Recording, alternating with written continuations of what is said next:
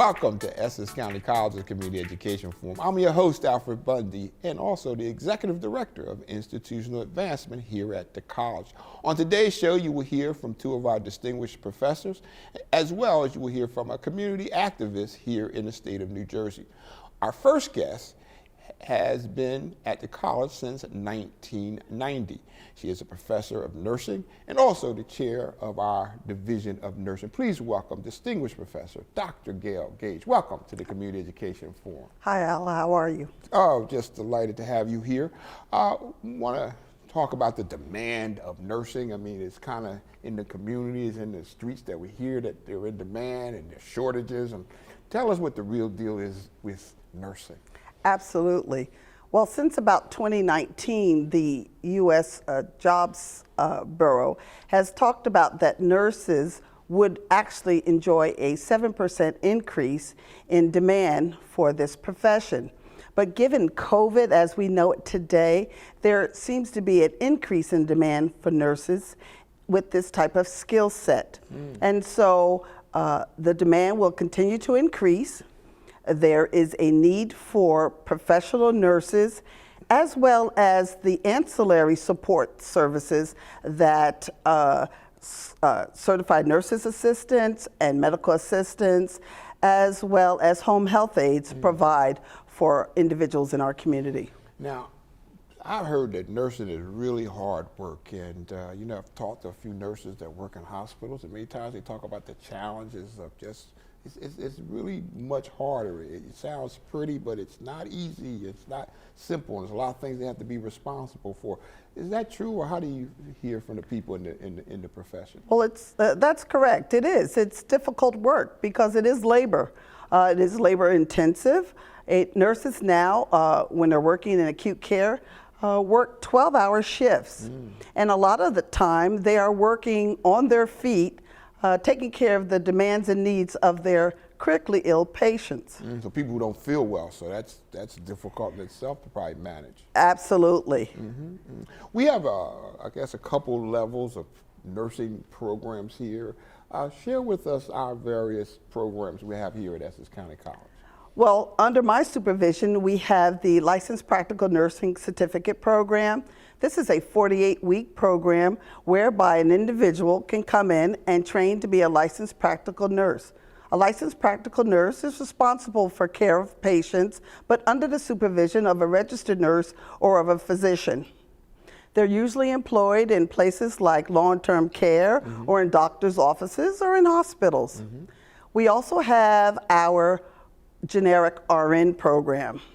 This is the program that leads to an individual receiving their associate in applied science degree and becoming an RN. It is a 4-semester program that allows for direct entry into the nursing profession. Again, we have a LPN to RN program, which is what we consider our bridge program between that LPN certificate program and that RN program. So say a student finishes their LPN certificate program here at Essex, they can then, once becoming licensed as a practical nurse, then make application to come into our RN program. So we see that the 3 programs together actually add to education and professional mobility. Is nursing like a lifelong learning Absolutely, kind of experience? absolutely. I have 42 years currently under my belt as a registered professional nurse.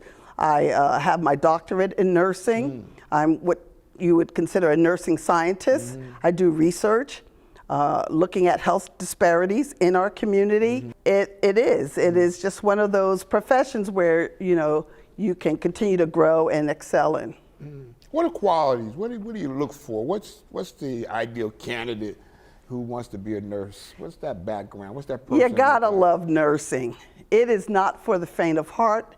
It is not for someone who's just looking for a job or a paycheck. You really have to have a passion for this profession. You have to have a caring attitude. You really should want to help people, because at the end of the day, the paycheck may not match the amount of work that you put in. I see. I've had the great experience to come to one or two of your pinning services. Even though we're remote now, and some of the things we would normally do under regular conditions, we would, have this ceremony. But it seemed to be a great, joyful, uplifting experience for the student and the family. Tell us what that pinning service represents, and what a pinning service is all about. Right. So our pinning ceremony is actually a rite of passage. Wow. It is where we welcome our graduates into the nursing profession. And so it's more of a symbolic ceremony, if you will, allowing students to enjoy the fact that they have now achieved the finishing of their programs, and they're about to receive the pin that is identified with the school from which they have graduated. It is a wonderful, uplifting experience just to be in the audience. Right. The student is actually initiated into the sisterhood or brotherhood of nursing. Amen. I like how you said that. Before we go, someone wants to get in this profession, somebody wants to connect with your program. How do they reach you? How do they contact you? What do you want them to do to get into our program? Well, first of all, you have to be prepared. You should really come with, as I mentioned before, a passion for wanting to help individuals, but then you have to be strong in the sciences, and you have to want to communicate with others. So a background with English language is important, but we take students who really just want to be a nurse. And believe it or not, my C students turn out to be some of my best students. Yeah. And so anyone who really has the desire, the motivation, and that perseverance, as my old friend Connie Woodruff would say, they could make it and be a nurse. It's nice that we all remember. Connie was like my mother, so I was a pallbearer at her funeral, so it's amazing. Connie Woodruff, who labored here with us here at the college so many, many years. Thank you, Dr. Gage, for being with us. And I want to thank all of you who've been watching, but don't go anywhere. We will be right back, and you'll hear from a spiritual and community leader in just a few minutes. Stay with us. Welcome, welcome, welcome. Hi, I am Diane Watson, a social science major at Essex County College. For fast, accurate information on registering for classes at Essex County College, walk up today to our Fast Track Welcome Center, conveniently located on the second floor by the main college entrance. You will be met with one of our courteous staff members ready to answer any questions on registering and enrolling at Essex County College. The Welcome Center is open from 9 a.m. to 4 p.m. Monday through Friday.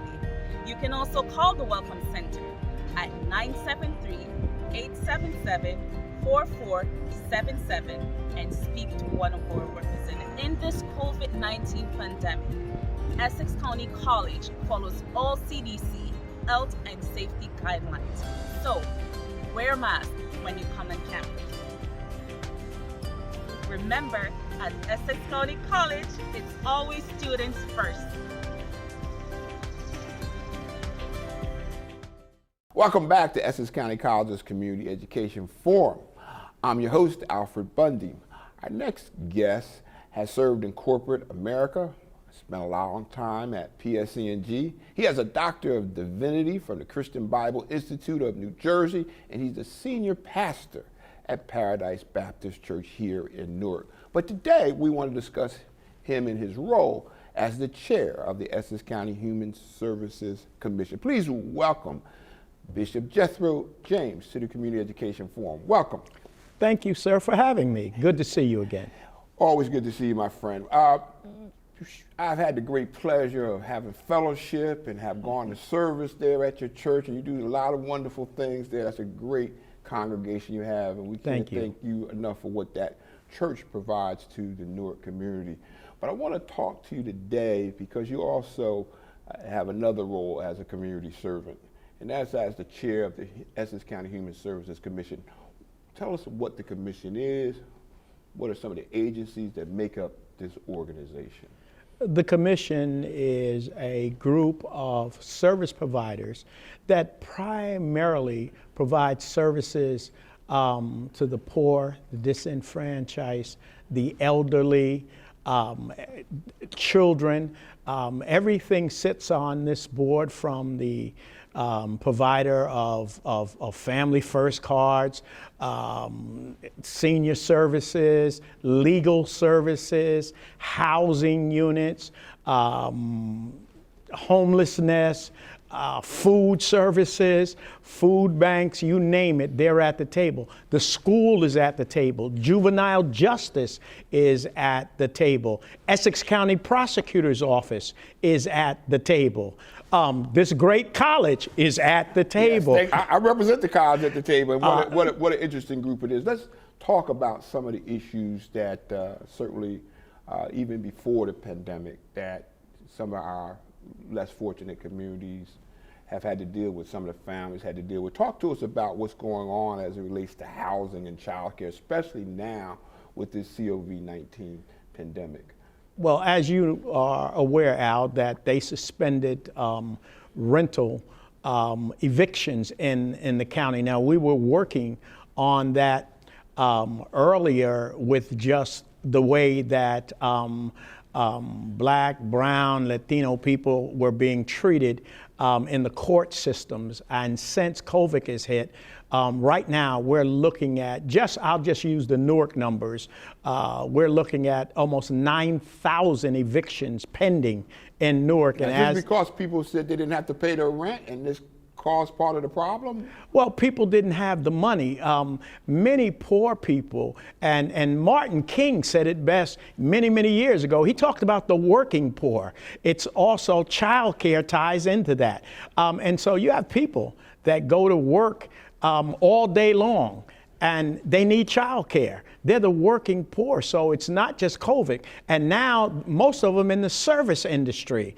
And so the service industry has been devastated by this, and they just don't have it. So in other words, people who are working in hospitality areas, places like that, where the pay is not that great as it is, but then they've still been struggling with trying to make ends meet. Restaurants, bus boys, you stop in, bus boys, bus girls, waitresses. When you stop and think about it, the cleaning industry, those that come around that clean people's houses, nobody's letting anybody in their houses. Let's talk about what some of the members of your commission are very concerned about right now. So rentals one. What might be another one that's a major issue? We're seeing major issues when it comes down to feeding the poor. And we know there's lines given out, cities are giving out lines, but it's just not enough.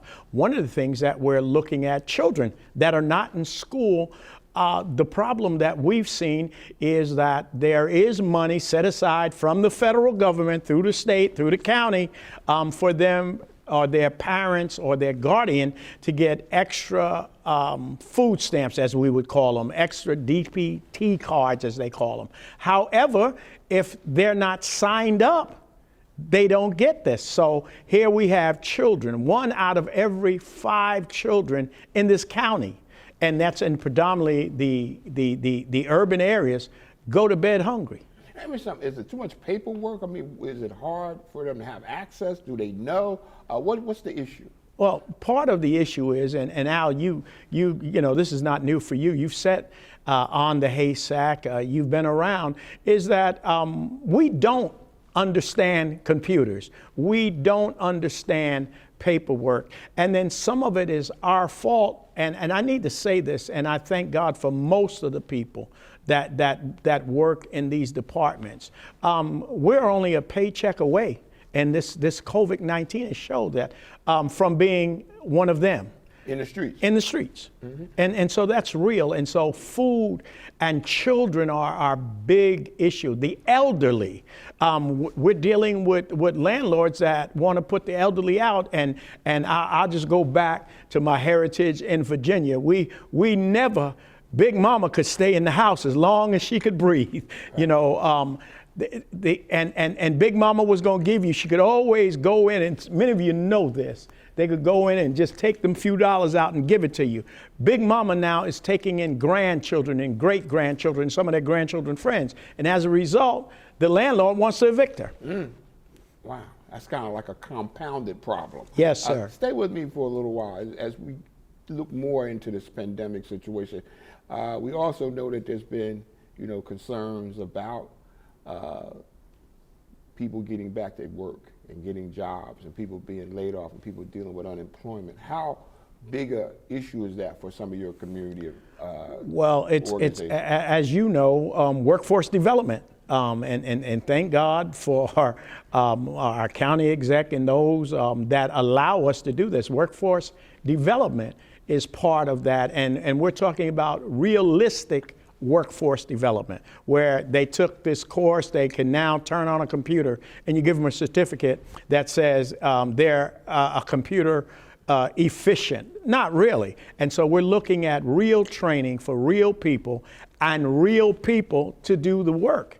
That's part of it. In the middle of this pandemic, we did have marijuana passed, and I understand that the Haystack has had a couple policy concerns, and we can talk about that from a policy perspective. Some policy concerns that is even being discussed at the Haystack level. Very briefly, could you share? Yes, sir. Well, many people think because it's legal, it is legal. It is still federally illegal. And so if you get caught smoking and you live in federal housing, if you get TRA, temporary rental assistance, if you get food stamps, they are federal programs. You automatically lose that. You automatically become evicted. If a person that is born in the state of New Jersey, their mother is tested, the blood is tested for a controlled substance. Even though it's legal in the state, and this is where it's going to hit Up County and other places hard, and marijuana shows up because it's legal in the state, it is federally banned, you will automatically have what you call a DIFAS case open against you. What that means for your employment, if you're a teacher, if you're anyone, you're going to be notified. So that means there's still a lot that needs to be worked out and discussed and figured out about how this legal substance is going to be dealt with in this state. Well, that's true. I've been in touch with several members of the legislators, but there's nothing they can do about federal law. Mm-hmm. Before we go, you've always, through your leadership, have been a supporter, a friend, an advocate of Essex County College. And since we're on an ECC show, I want you to just share with us a little bit about why yourself and either other clergy members have joined you in supporting Essex County College. Well, Al, I'm a baby boomer, and in the African American community, baby boomers are still the most educated group within our community. My dad had a 6th grade education. My mom had a 10th grade education, and yet raised 9 of us, sent 6 of us to college, bought 2 houses in his lifetime. But his thing was, son, how much more could I have done if I had been educated? This is an institution that has given some of our greatest leaders a start.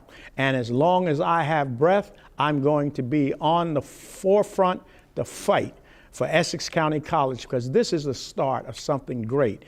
Even if we called some of our local leaders, like I'll just take Senator Rice. They started in Essex County College that says you can be all you can be. If you're in Essex, start right here. Also, education's always been like the key to freedom, am I correct? Yes, sir. We out of time, we got to go. I want to thank you, Bishop James. Don't you go anywhere. We'll be right back. We're going to talk to one of our distinguished professors here at Essex County College. Stay with us. Welcome, welcome, welcome. Hi, I am Diane Watson, a social science major at Essex County College. For fast, accurate information on registering for classes at Essex County College, walk up today to our Fast Track Welcome Center, conveniently located on the 2nd floor by the main college entrance.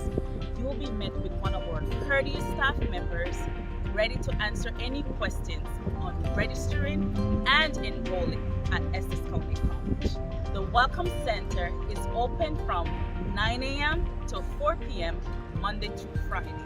You can also call the Welcome Center at 973-877-4477 and speak to one of our representatives. In this COVID-19 pandemic, Essex County College follows all CDC health and safety guidelines. So, wear a mask when you come on campus. Remember, at Essex County College, it's always students first.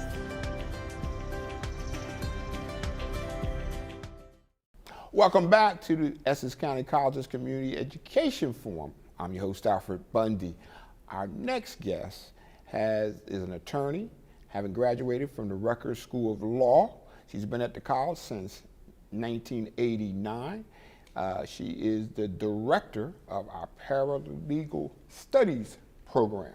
And I'm just delighted to welcome our distinguished professor, Dr. Linda Carter. Welcome to the Community Education Forum. Thank you, Mr. Bundy. You know, as a professor and as an attorney yourself, we couldn't have anybody better qualified to lead this program, but tell us about the Paralegal Studies program. What's it all entail? Well, it's an outstanding program. As a matter of fact, it's interesting when attorneys from places that are seeking to hire students come to our college, and if we don't have enough who have graduated, they will wait for them instead of seeking to employ students at Montclair State College. So I'm pleased to let you know about that.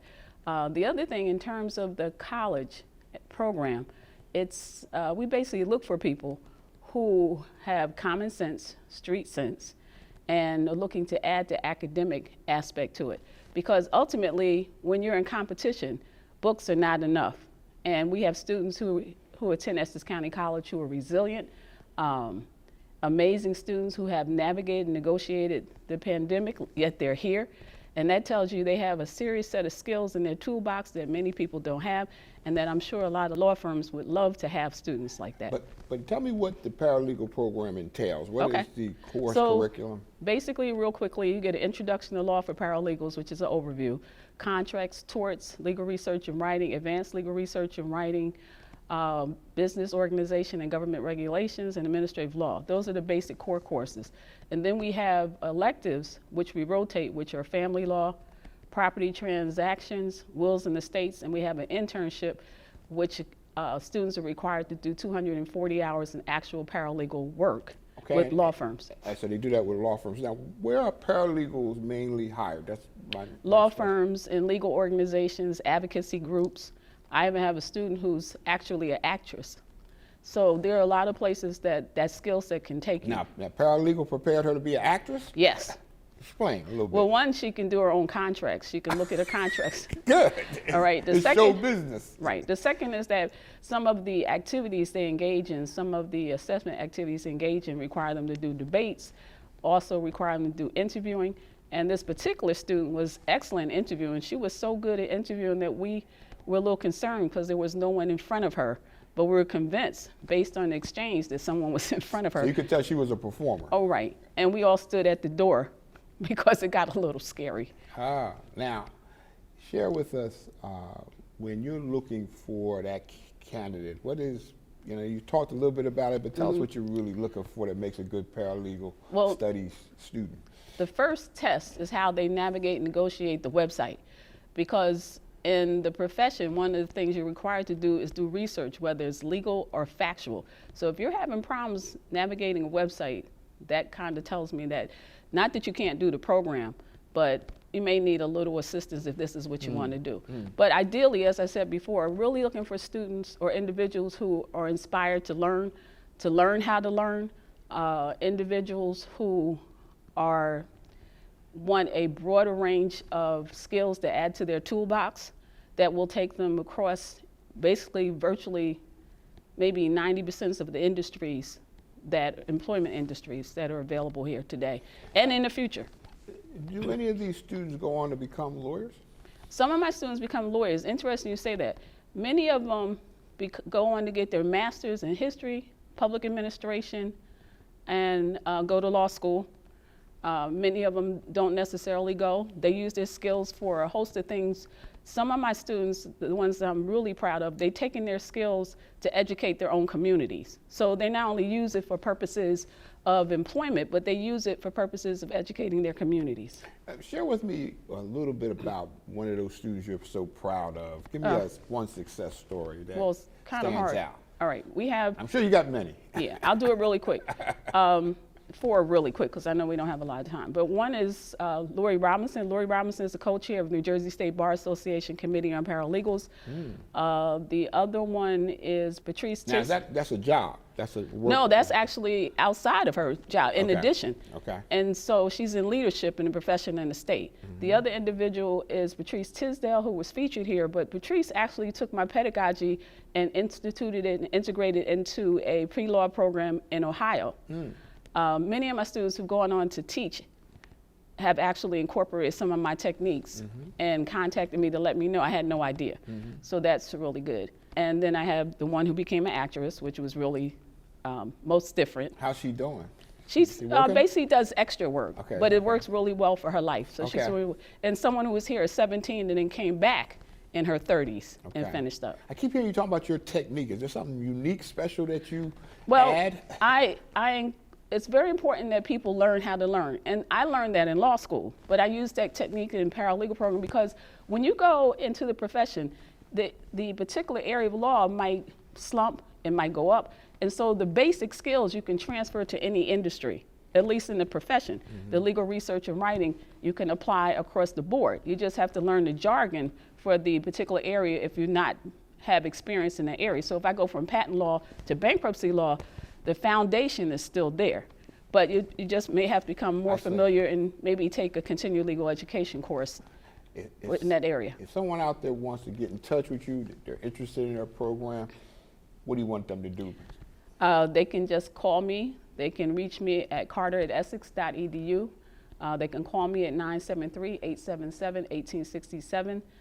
Email me. I return emails as soon as possible, and I'll even send you information. As a matter of fact, this Thursday we're having a PLS orientation session, which we do every semester. Now, PLS is? Paralegal Studies. That's the acronym for Paralegal Studies Program. And PLS is? Paralegal Studies Program. Thank you so much. We're out of here. Listen, we're out of time, but I want to thank you, Dr. Carter, for joining us on the Community Education Forum. If you'd like to have more information about Essex County College, please visit our website at essex.edu. And if you'd like to check out more of our Essex County College's Community Education Forum shows, you can check them out on Facebook or on YouTube. I'm your host, Alfred Bundy. I'll see you next time.